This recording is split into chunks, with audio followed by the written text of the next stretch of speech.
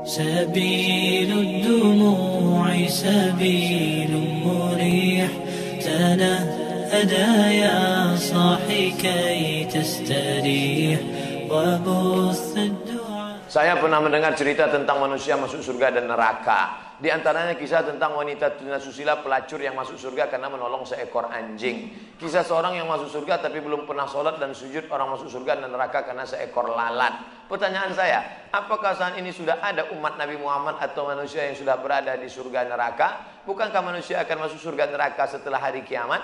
Kisah tentang seorang perempuan WTS membuka sepatunya, sepatu kulit, dimasukkannya ke dalam sumur, dituangkannya ke anjing yang menjulurkan lidah. Bukan umat Nabi Muhammad, tapi cerita tentang Bani Israel. Allah mengampunkan dia dan dia akan masuk surga. Apakah di surga itu sekarang sudah ada orang di dalamnya? Nabi Muhammad dulu masuk ke surga untuk apa? Meninjau-ninjau, menengok-nengok. Orang yang soleh meninggal, rohnya masuk ke dalam burung paruh warna hijau. Burung itu terbang ke sana kemari. Buka kitab Ar-Ruh, ditulis oleh Imam Ibnu Qayyim Al-Jauziyah. Bapak, ibu, adik-adik, kalau mau baca kitab tentang surga, neraka, alam barzah, dua kitab. Pertama At-Tazkirah Imam Al-Qurtubi, Ar-Ruh Imam Ibnu Qayyim Al-Jauziyah. Ada orang-orang dibawa singgah ke surga jalan-jalan. Ini pemukiman, real estate, rumah mewah. Nanti akan ditempati 1 Januari 2018. Tapi sebelum itu orang boleh jalan-jalan, nengok, survei-survei dulu. Makanya orang mati syahid wajahnya senyum. Kenapa orang mati syahid wajah senyum? Karena sebelum nyawanya keluar, malaikat sudah mengepakkan sayapnya. Di situ nampaknya kau akan mati, kau tinggal di lorong blok C nomor 15. Senyum dia.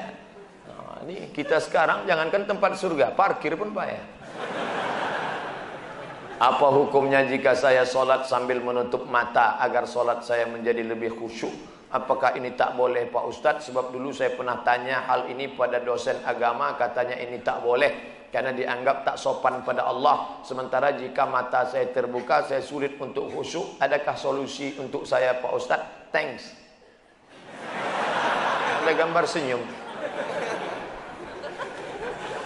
Titik 2. Sekarang saya mau menunjukkan beberapa riwayat sahabat Nabi itu sholatnya pejam mata atau buka mata. Jangan jawab. Nabi jadi imam, sahabat di belakang. Ketika sedang sholat, Nabi buka selopnya, sendalnya. Waktu itu Masjid Nabawi pasir. Nabi buka selopnya, semua sahabat yang ada di belakang membuka selop. Kira-kira sahabat di belakang pejam mata atau buka mata? Buka, karena kalau pejam mana dia tahu. Uqtulul aswadaini fi shalah, bunuhlah dua yang hitam ketika kau sedang sholat. Allahu Akbar. Lewat dua yang hitam. Apa yang hitam itu? Kalajengking dengan ular. Bunuh. Kira-kira orang sholat bisa ada dua yang hitam lewat, dia tahu matanya terbuka atau tertutup? Terbuka. Kalau tertutup, tiba-tiba udah tegak anaconda. Nah, terbuka. Jadi masalah sholat terbuka atau tertutup, terbuka. Tapi ada saat tertentu kita mesti tutup. Saya pernah mengalami. Pas di depan saya pakai baju kaos, tertulis di belakangnya, hidup memang susah, jangan bikin susah. Asal saya buka, terbaca Pak.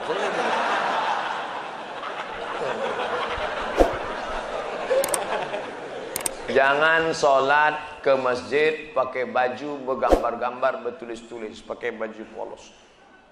Gambar. Sudahlah hari Jumat, besok terlambat datang ke tengah, tulis di belakang. Emang masalah buat lo? Kita bukan cerita sah tak sah, tapi efek pengaruhnya terhadap ibadah. Bagaimana pandangan Islam yang baik dalam mencari pendamping hidup seorang istri? 4 orang Pak Ustaz, sifatnya 4. Tungkahul mar'atu li arba'. Perempuan dinikahi karena 4. Apa yang pertama? 5 liha, karena kaya. Kenapa kau nikahi dia? Manalah Pak Ustaz, ku tengok cincinnya 3 biji. Kaya, tak salah. Wali hasabiha. Kenapa kau nikahi dia? Keturunan Pak Ustaz, darah biru. Payah kemarin waktu cari donor darah, biru darah. Yang ketiga, wali jamaliha, karena cantiknya. Rambutnya Mbak Mayang terurai, pipinya Mbak pauh dilayang, alisnya Mbak semut beriring, bibirnya Mbak delima merekah. So sweet. Walidiniha, karena agamanya. Fazfar bidzatiddin, pandangkan agamanya. Kau nikahi karena sukunya. Berapa banyak orang melanggar pantangan suku, dipecat dari suku. Kau nikahi dia karena kayanya, hartanya hilang melayang, kau tak suka lagi. Kau nikahi karena bentuk rupa, perempuan bagaikan bunga, kuntum mekar, setelah itu layu, semuanya layu, dia akan berubah. Nikahilah karena agamanya. Ustadz Somad, ya, saya mahasiswa Ustadz dulu, ya. Bisa, saya udah tamat kuliah Pak Ustadz, mantap. Udah kerja Pak Ustadz, alhamdulillah. Belum nikah Pak Ustadz, nauzubillah. Bisa Ustadz carikan yang ada 4-4-nya Pak Ustadz. Kalau ada 4-4-nya ngapain untuk ente? Man talaba akhan bila aibin baqiya bila akhin. Siapa mencari kawan yang tak bercacat, seumur hidup tak akan berkawan. Menikah bukan mencari kesempurnaan, menikah menutupi segala kekurangan. Semenit setelah akad, mulailah kau nampak segala kekurangannya. Kurang cantik, kurang tinggi, kurang putih, kurang mancung, kurang. Maka setelah nikah, kau tutupilah segala kekurangannya. Setelah dapat, inilah dunia akhirat Pak Ustaz.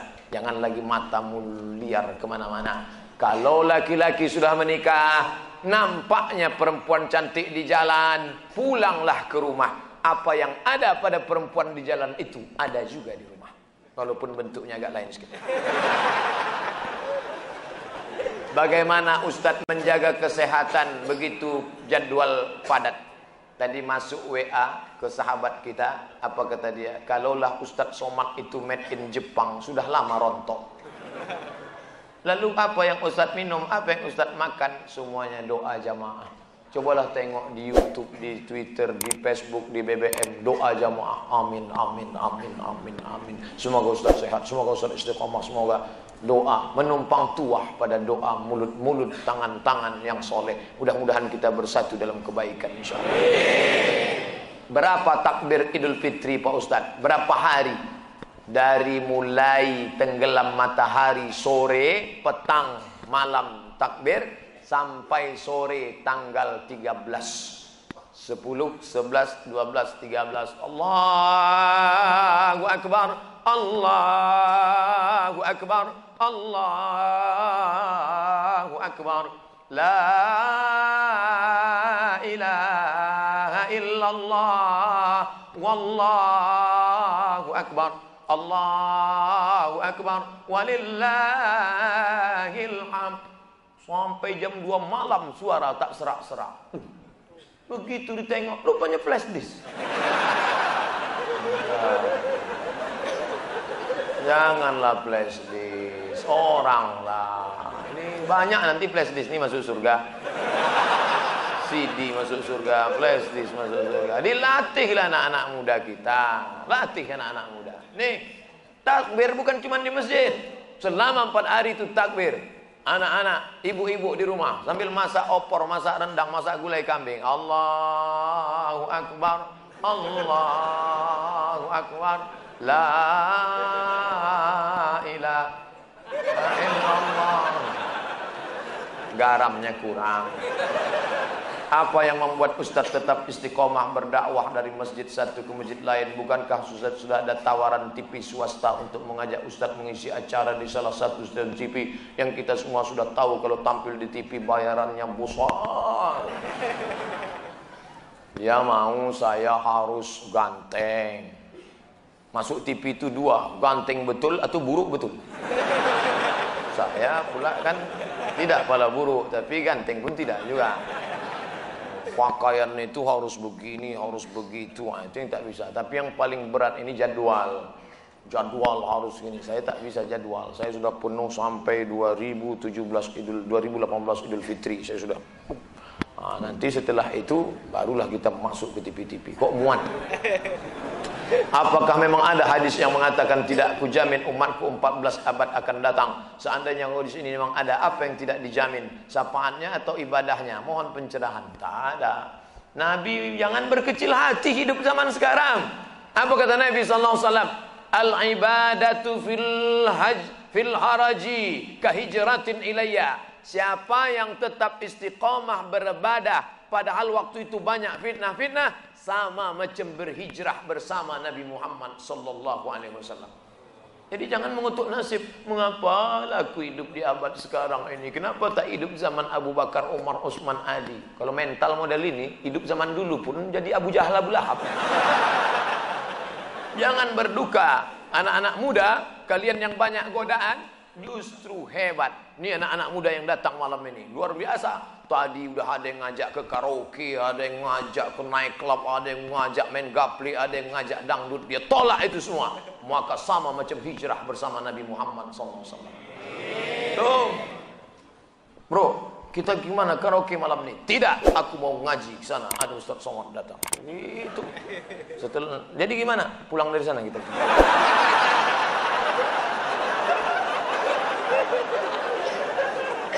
Ada suatu hadis yang mengatakan bahwa menikah itu adalah sunnahku.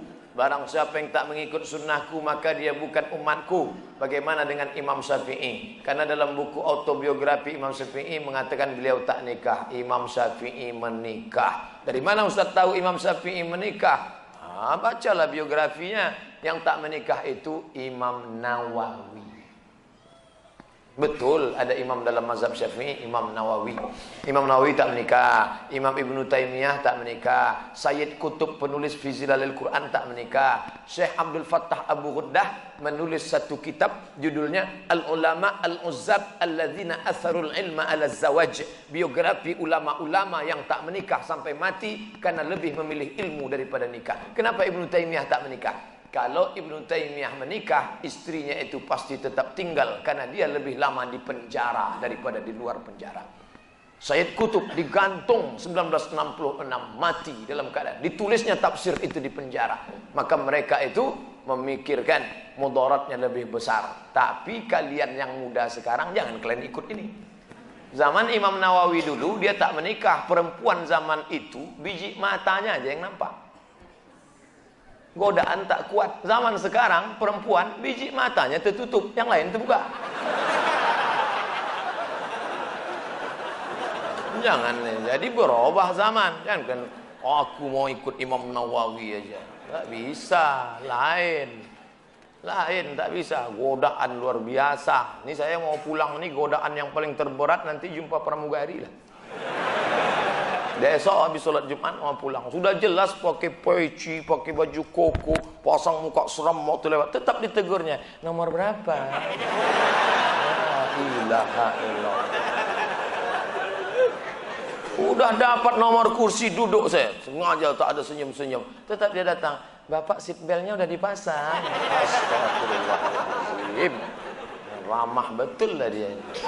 Silap pula lama-lama. مساك الفضاء الرحيب الفسيح تنحى يا حزن واهجر فؤادا توكل بجد بعزم فصيح فإني علمت بأنك نجوى ولبس خبيث